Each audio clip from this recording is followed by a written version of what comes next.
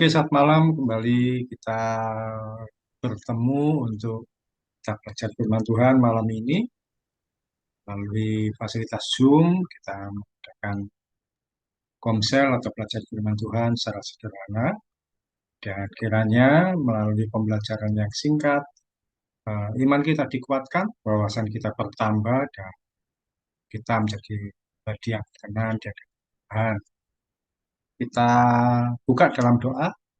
Mari kita bersatu hati dalam doa bersama-sama. Tuhan Yesus, terima kasih.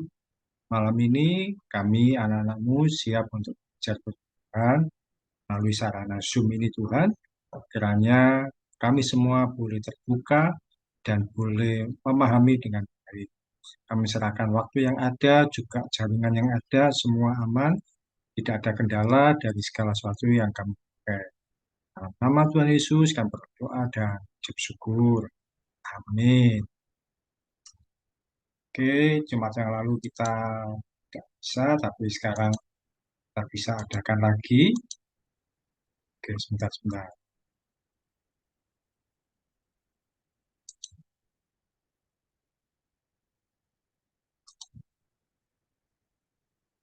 Ya, sekarang saya ambil,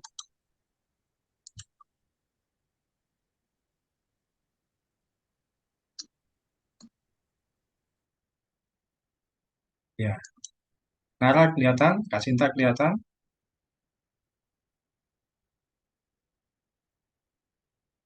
Kelihatan, Pak. Oke, kelihatan ya. Ya, kali ini kita masuk dalam pembelajaran hukum Taurat. Kita masuk di pembelajaran ke-6 atau urutan yang ke-6. Jadi urutan 1 dan 4 itu berhubungan manusia dengan Tuhan. Di itu yang ke-5 sampai ke-10 itu antara manusia dengan manusia. Malam hari ini untuk 10 hukum Taurat kita masuk hukum Taurat yang ke-6. Dasar firman Tuhannya dari Keluaran pasal 20 ayat 13. Keluaran 20 ayat 13 firman Tuhan singkat saja yaitu jangan membunuh. Tidak ada keterangan yang lain. Ya, berkata jangan membunuh. Satu kalimat, dua kata. Tapi ternyata bermakna yang sangat banyak. Kita akan pelajari malam ini bahwa ini adalah hukum Taurat yang ke-6 yaitu perintah jangan membunuh. Apa yang dimaksud dengan membunuh?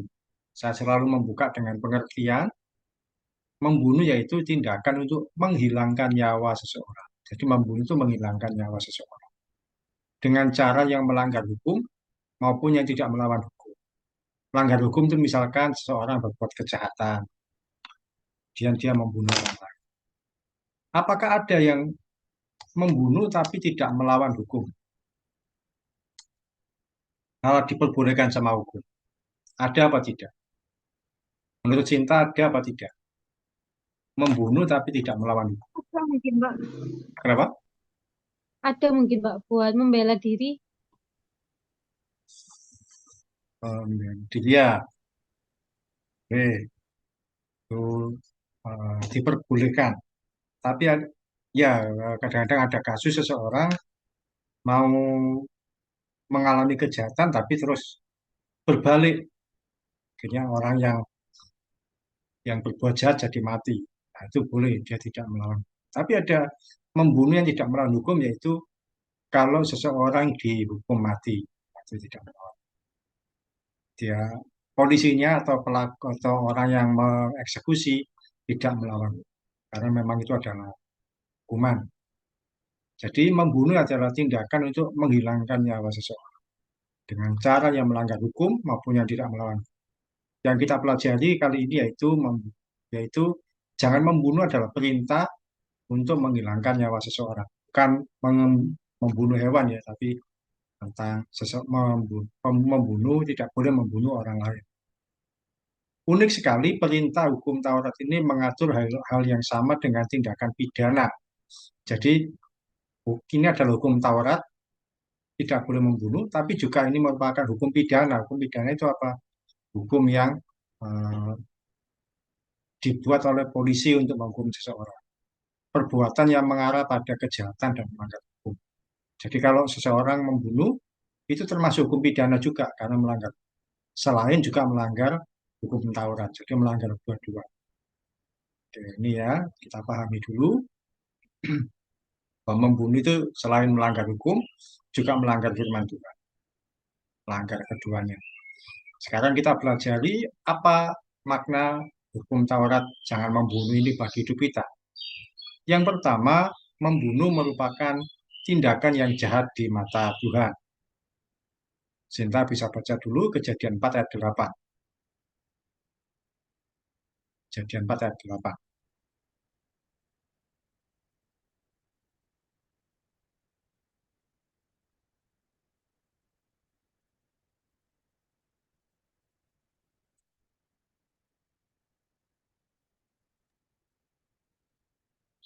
Kejadian 4 ayat 8. Kata Kain kepada Habel adiknya, marilah kita pergi ke padang. Ketika mereka ada di padang, tiba-tiba Kain memukul Habel adiknya itu lalu membunuh dia. Ya, pembunuhan pertama kali dilakukan oleh Kain, membunuh Habel adiknya. Nara pernah dengar cerita sekolah minggu, Kain dan Habel? Pernah. Jadi Kain ini membunuh Habel karena iri hati. Dan ini dipandang bersalah oleh Tuhan. Oleh karena itu Tuhan pun menghukum Kain dengan cara apa? Dikutuk. Dia mengalami kesulitan dalam hidup. Selanjutnya dalam banyak peristiwa, kalau seseorang membunuh sesamanya, membunuh orang lain, maka hal itu merupakan perbuatan pelanggaran yang jahat di mata Tuhan. Sama seperti Kain membunuh Habel, kalau orang membunuh orang lain, itu adalah perbuatan yang jahat di mata Tuhan. Adakah contoh peristiwa seorang yang membunuh sesamanya yang tertulis di Alkitab? Nara, tahu apa enggak? Ada contoh di Alkitab seseorang yang membunuh orang lain di Alkitab. Apa misalkan? Seorang membunuh orang lain.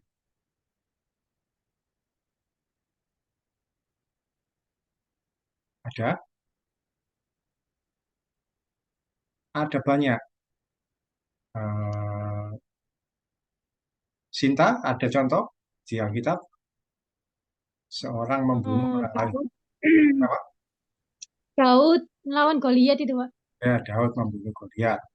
Ya, itu karena peperangan. Kalau peperangan itu masih diperbolehkan. Tapi seringkali terjadi pembunuhan. Kalau terjadi pembunuhan seringkali orang itu apa? Menutupi perbuatannya supaya orang lain tidak tahu. Contohnya Kain membunuh Habel, dia menutupi dengan segala cara. Bahkan dia berusaha menghindar seakan-akan bukan dia pelakunya. Kalau ingat Daud ketika dia membunuh seorang yang bernama Uria, memang bukan dia yang membunuh, tapi dia merancang supaya Uria ini mati. Dia merancang banyak hal supaya tidak ketahuan bahwa dia yang membunuh. Jadi orang kalau membunuh, dia berusaha menutup-nutup. Perhatikan bahwa nyawa yang ada pada setiap manusia ini merupakan karunia dari nyawa kita ini adalah karunia pemberian dari Tuhan. Karena itu kita tidak berhak untuk mengambil atau menghilangkan. Tidak boleh membunuh orang lain karena nyawa yang ada pada orang lain itu adalah karunia atau pemberian dari Tuhan. Kalau dalam masalah, tahan emosi. Jangan sampai mengambil keputusan yang keliru, terus membunuh temannya. Bila sampai pada titik tertentu, susah untuk diatasi. Lebih baik laporkan pada pihak yang berwajib. Jangan karena dendam lalu kita melakukan tindakan yang berlebihan sampai pada pembunuhan. Memang belajar ya nggak mungkin, oh saya nggak mungkin membunuh. Dalam titik emosi seseorang, kadang tidak diduga orang bisa nekat membunuh. Karena itu, saya ingatkan, tahan emosi, jangan sampai mengambil keputusan yang keliru. Ada enggak pernah menemui berita enggak anak membunuh orang tua? Bisa. Orang tua membunuh anak. Ada juga suami membunuh istri, ada. Beberapa hari yang lalu sampai ada yang eh, suami membunuh istrinya sampai dipotong-potong tubuhnya, terus dagingnya dijual ke orang lain. Itu kan terlalu kejam. Ada banyak cara orang itu membunuh, mencekik, menusuk, memenggal, ada yang dipenggal kepalanya, bahkan mutilasi. Mutilasi itu apa? Anggota tubuhnya dipotong menjadi beberapa bagian. Ini yang sering kali terjadi. Banyak orang karena terlalu emosi, akhirnya membunuh sampai dipotong-potong. Hindari tindakan membunuh, sebab Tuhan Yesus mengajarkan kita untuk mengasihi sesama.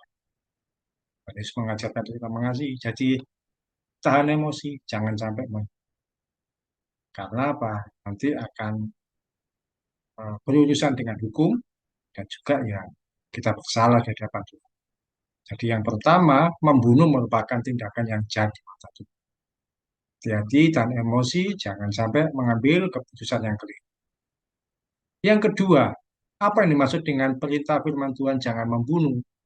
Yang kedua itu adalah jangan membunuh artinya tidak boleh membunuh diri sendiri.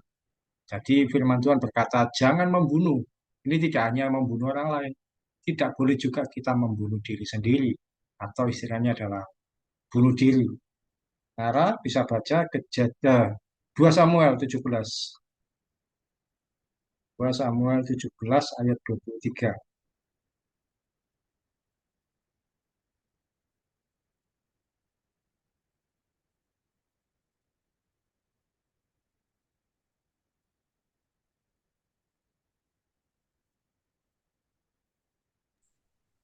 2 Samuel 17 ayat 23, ketika dilihat Ahitofel bahwa nasihatnya tidak dipedulikan, dipasangnyalah pelana keledainya, lalu berangkatlah ia ke rumahnya.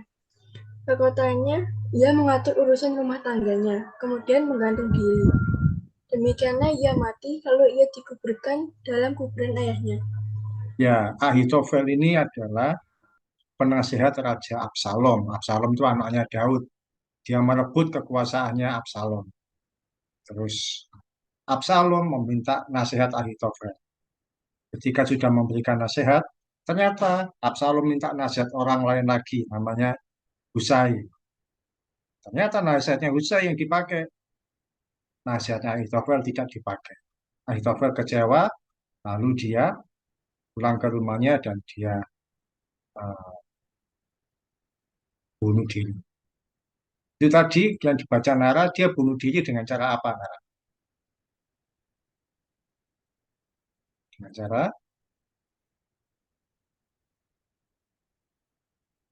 tadi dibaca itu. Orang ini bunuh diri dengan cara apa? Menggantung diri. Iya, menggantung diri. Biasanya kalau menggantung diri pakai tali. Dia malu, panas hati, gengsi, jabatannya tinggi, tapi nasihatnya tidak diterima. Selanjutnya dia mengambil langkah yang salah yaitu menggantung diri di rumah. Bunuh diri tindakan yang sama jahatnya dengan membunuh orang. Jadi ketika membunuh diri itu sama jahatnya dengan membunuh orang. Mengapa? Sekali lagi nyawa kita ini milik Tuhan. Kita tidak boleh mengakhiri sebelum waktunya. Ada waktunya sendiri, kita kapan mengakhiri hidup yang tahu siapa Tuhan. Tidak boleh kita mengakhiri diri sendiri. Firman Tuhan mengajarkan untuk kita mengasihi diri kita sendiri. Jadi kita tidak boleh bunuh diri. Ingat, bunuh diri merupakan jalan pintas untuk menuju neraka. Tidak ada orang yang bunuh diri masuk surga. Tapi bagaimanapun juga tindakan bunuh diri tidak bisa dibenarkan. Biasanya orang bunuh diri karena stres, depresi, dan tidak kuat menahan malu. Bingung harus ngapain lagi. Keluar nanti dibicarakan orang. Akhirnya dia bunuh diri. Jangan lupa kita punya Tuhan yang berkuasa mengatur dan menyelesaikan segala sesuatu. Kalau pergumulan dan persoalan kita terasa berat, datang pada Tuhan, minta pertolongan dari Tuhan. Jangan mengakhiri hidup. Ketika orang bunuh diri, masalahnya di dunia selesai. Tapi dia mengalami masalah yang tidak selesai di alam yang lain. di alam yang lain dia mengalami masalah yang tidak selesai, dia tidak masuk surga, masuk neraka. Menurut kalian, bagaimana saja cara orang bunuh diri? Menurut Nara, sebutkan contoh dua cara orang bunuh diri yang kamu tahu. Satu, tadi yang dibaca itu apa?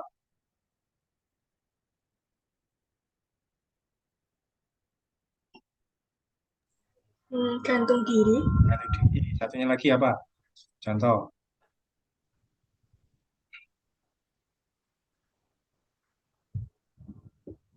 Mungkin minum obat terlalu berlebihan. minum obat. Kenapa? Terlalu berlebihan. Minum obat terlalu berlebihan. Iya, minum obat sampai overdosis banyak itu bisa mati. Kalau menurut Cinta, itu tadi selain menggantung diri dan minum obat overdosis atau berlebihan, apa lagi? Contoh orang bunuh diri dengan cara apa? Loncat dari ketinggian, Pak. Oh iya, loncat dari ketinggian. Itu beberapa kali berita juga ada. Terus apa lagi? Sama pakai silet. Pakai silet. Silet gak bikin mati. Bikin mati tak silet ya? Terlalu kecil. Ya bisa. Kalau kena tepat di pas di nadinya, disilet, darahnya keluar, bisa. Ya kater gitu. Agak besar. Kalau orang bunuh diri melompat dari atas gedung ke bawah, biasanya area bawah itu akhirnya jadi orang-orang nyebutnya jadi angker.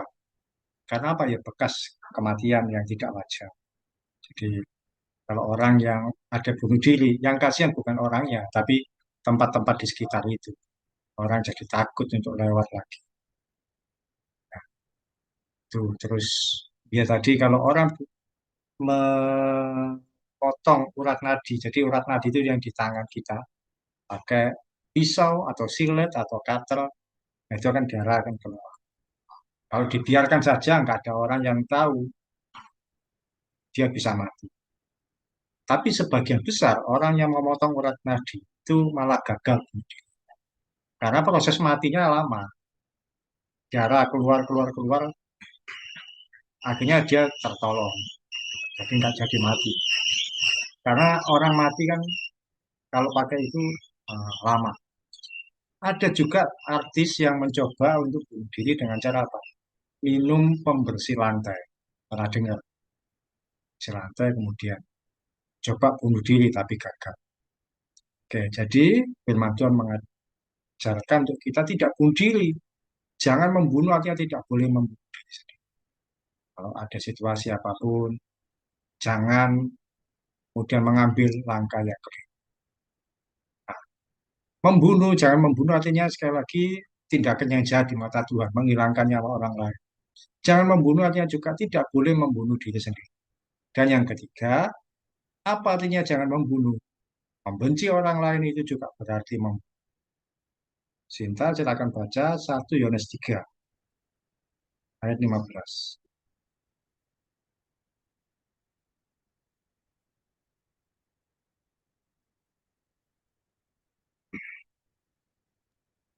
1 Yohanes 3 ayat 15. Setiap orang yang membenci saudaranya adalah seorang pembunuh manusia, dan kamu tahu bahwa tidak ada seorang pembunuh yang tetap memiliki hidup yang kekal di dalam dirinya. Amin. Ya, di sini firman Tuhan lebih ekstrim lagi, mengatakan bahwa kalau kita membenci orang lain, itu sama saja kita membunuh. Mengapa demikian? Karena kalau kita membenci seseorang, maka seluruh energi negatif kita keluarkan pada dia.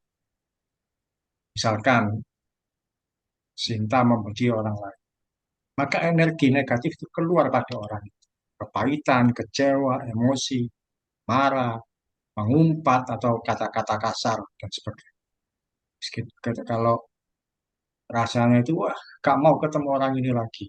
Terus ngapain lagi, sudah gak mau ketemu dia. Kalau hal ini kita lakukan, kita sama saja membunuh orang lain, meskipun dia masih hidup. Karena itu firman Tuhan berkata, setiap orang yang membenci saudaranya adalah seorang pembunuh manusia. Jadi ketika kita membenci orang lain, itu berarti juga membunuh. Kita sudah pernah belajar untuk kita mengasihi orang lain, mengampuni orang yang bersalah pada kita. Yang bisa kita lakukan yaitu kita memberikan pengampunan dan menyatakan kasih kita pada orang yang membenci kita. Firman Tuhan mengajarkan, kasihilah sesamamu manis, kasihilah musuhmu, dan berdoalah bagi orang yang menganiaya. Tidak ada kesempatan untuk membalas kejahatan orang lain dengan kejahatan juga. Jadi dalam diri kita ini ada energi positif, ada energi negatif. Energi positif itu adalah mengasihi orang lain, memberkati, menolong, memberi, atau apalagi membantu kalau dalam kesulitan. Tapi ada energi negatif, kepahitan, kecewa, marah, emosi, dan sebagainya. Dalam situasi apapun juga, kita hindari tindakan membunuh yang dilakukan dengan cara menghabisi nyawa orang lain. Jangan juga mengakhiri nyawa diri sendiri atau bunuh diri, dan jangan membenci orang. Apa yang bisa kita lakukan? Kita mengasihi orang lain dan menjadi berkat bagi sesama. Nah, sekarang untuk sharingnya, kalau kalian di antara kita pasti pernah mengalami membenci orang lain. Meskipun mungkin akhirnya sudah mengampuni juga. Ketika kalian mengalami eh, membenci orang lain atau tidak suka pada orang lain atau bermasalah pada orang, energi negatif apa yang pernah kalian keluarkan atau yang pernah kalian rasakan pada orang itu? Kalau dari saya, misalkan saya sedang tidak suka dengan orang lain, mungkin di rumah ketika tidak bertemu orang itu saya akan marah-marah sendiri. Saya akan meluap atau mungkin apa ya, memaki-maki dia. Tapi ya tidak ketemu langsung. Karena kalau memaki langsung nanti jadi masalah. Yang saya lakukan, ya saya mungkin kadang-kadang juga marah lewat WA dan sebagainya. Itu energi negatif yang saya keluarkan. Karena kalau secara langsung kadang-kadang nanti jadi masalah. Tapi itu adalah emosi saya ketika kecewa, ketika kepahitan. Walaupun berikutnya ya lebih baik untuk mengampuni. Kalau Nara pernah ngalami apa? Kalau kamu pas situasi membenci orang lain atau sedang marah dengan orang lain, energi negatifnya atau apa yang kamu keluarkan, yang kamu lakukan. Kalau kamu marah, apa pelampiasan? Kadang marah di WA. Marah di WA. Marah di WA itu kelihatan kalau marah. Ya itu aja. Ada lagi? Ya. Sinta, apa energi negatif yang kamu mungkin pernah keluarkan ketika kamu dalam kondisi bermasalah dengan orang lain? Teman, si teman atau siapa? Cerita ke orang lain sih, Pak. Oh, hanya cerita. Ngeluh lain. Tidak sampai ke orangnya langsung, blokir-blokir atau apa gitu. Ya, ada berbagai cara yang bisa kita lakukan untuk mengeluarkan energi negatif. Tidak ada masalah. Di berikutnya, misalkan kita bisa. Oke, kita selesai untuk konser malam hari ini. Jadi kita belajar jangan membunuh. Yaitu intinya adalah kita belajar mengasihi orang lain yang bersalah pada kita. Nara bisa tutup doa? Silakan. Mari kita berdoa. Tuhan Yesus, kami baru saja menyelesaikan komsel pada malam hari ini. Dan sekali lagi kami akan melanjutkan aktivitas kami masing-masing. Dalam nama Tuhan Yesus, ya amin. Amin. Terima kasih Nara, Kak Sinta. Terima kasih, Pak.